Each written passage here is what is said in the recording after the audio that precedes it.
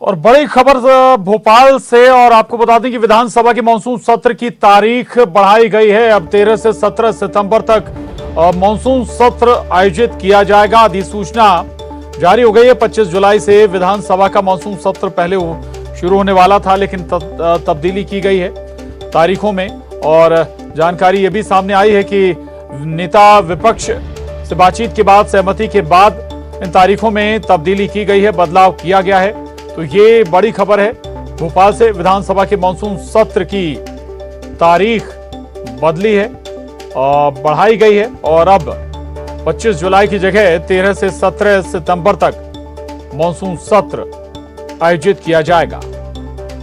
ये बड़ी खबर इस वक्त की। मध्य प्रदेश की विधानसभा मानसून सत्र की तारीखों में बदलाव हुआ है और इसकी अधिसूचना भी जारी कर दी गई है। अब 13 सितंबर से 17 सितंबर तक मानसून सत्र आयोजित कराया जाएगा। 5 दिनों का ये मानसून सत्र होगा।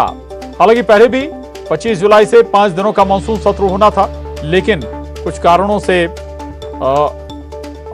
ये तब्दीली की गई है। अब 13 से 17 सितंबर तक मानसून सत्र आयोजित किया जाएगा। हालांकि विपक्ष छोटे मानसून सत्र को लेकर सवाल उठाता रहा है और ये भी बीच में चर्चाएं हुई कि ये जो मियाद है बढ़ाई जाएगी, 5 से 15 दिन भी की जा सकती है। 20 दिन की मांग भी विपक्ष लगातार कर रहा था। तारीखें जरूर बदल गई, लेकिन मियाद उतनी ही है। 5 दिन का ही ये मानसून सत्र आयोजित किया जाएगा 13 से 17 सितंबर तक।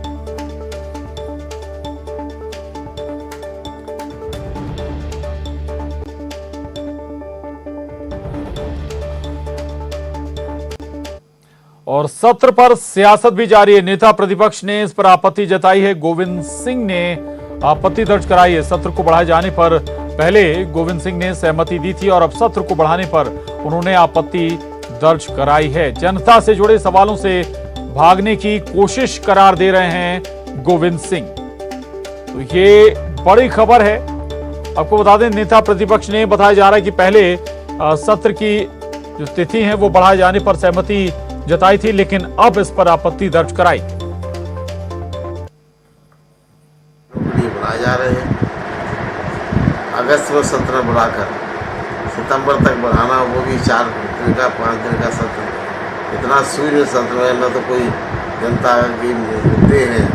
पूरे प्रदेश में भ्रष्टाचार हाहाकार मची हुई है। तमाम रोजाना शासकीय अधिकारी कर्मचारी, कई नेता भ्रष्टाचार में पकड़े जा रहे हैं, सोने की ईंटें निकल रही हैं। आटा जैसे खाद्यान्न पर जीएसटी बढ़ा दी है, जो गरीब आदमी का जीना दुर्भर हो गया है। सर, लेकिन अब 25 तारीख से हमारे सत्र को बढ़ाने की सहमति विपक्ष की तरफ ने दी थी। मैंने केवल सहमति दी थी जुलाई में, क्योंकि उसी समय परिणाम नगर पालिकाओं के और अपने पंचायतों के आने वाले थे। जनपद के अध्यक्ष के चुनाव जिला पंचायत के होना है और भारतीय जनता पार्टी सत्ता का जिस प्रकार दुरुपयोग कर रही है, इसलिए हमारे माननीय विधायकों को भी परिणाम के समय हमारा होना जरूरी था, चुनाव के समय। इसलिए मैंने भी संसदीय कार्य मंत्री के प्रस्ताव अपनी सहमति दी है, लेकिन ये नहीं कहा कि सत्र सहमत दी थी 8-10 दिन, लेकिन 1.5 माह बाद सत्र कर रहे हैं। ये उचित नहीं है और फिर इसके बाद ही मैं देख।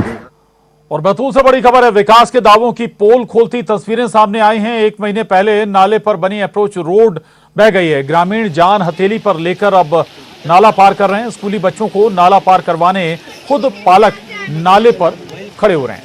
स्कूल आते जाते समय सुरक्षित तरीके से बच्चों को नाला पार करवाया जा रहा है।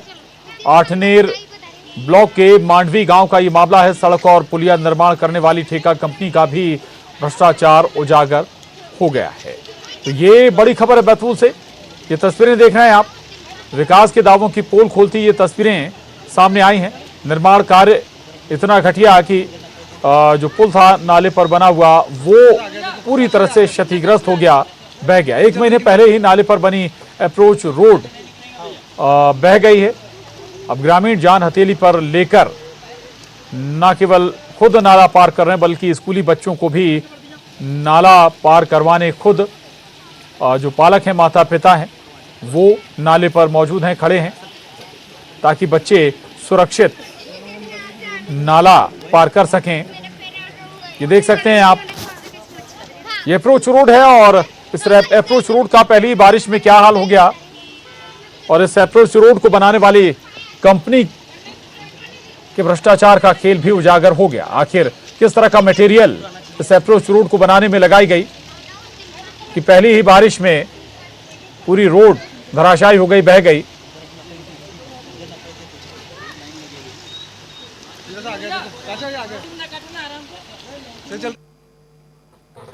उधर उज्जैन और आसपास के इलाकों में हो रही लगातार बारिश के बाद अब शिप्रा का जलस्तर बढ़ने लगा है। वहीं रामघाट पर बने मंदिर भी अब जलमग्न होने लगे हैं। बड़नगर को जोड़ने वाला छोटा पुल भी डूब गया है। लोग अपनी जान की परवाह किए बगैर पुल से गुजर रहे हैं। प्रशासन की तरफ से कोई इनको रोकने वाला नहीं है। लगातार बारिश के बाद जसवंत सागर के गेट खोले गए हैं।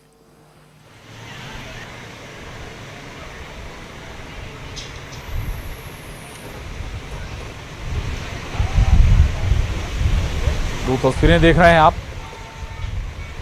ये तस्वीरें उज्जैन और आसपास के इलाकों में हो रही बारिश के बाद, बढ़ते जलस्तर के बाद बने हालातों की हैं। रामघाट पर बने मंदिर भी अब पूरी तरह से जलमग्न होने लगे हैं। बड़नगर को जोड़ने वाला छोटा पुल भी डूब गया है और लोग अपनी जान जोखिम की परवाह किए बगैर पुल से गुजर रहे हैं। तो इनका जीवन नहीं है, इनकी जान नहीं है।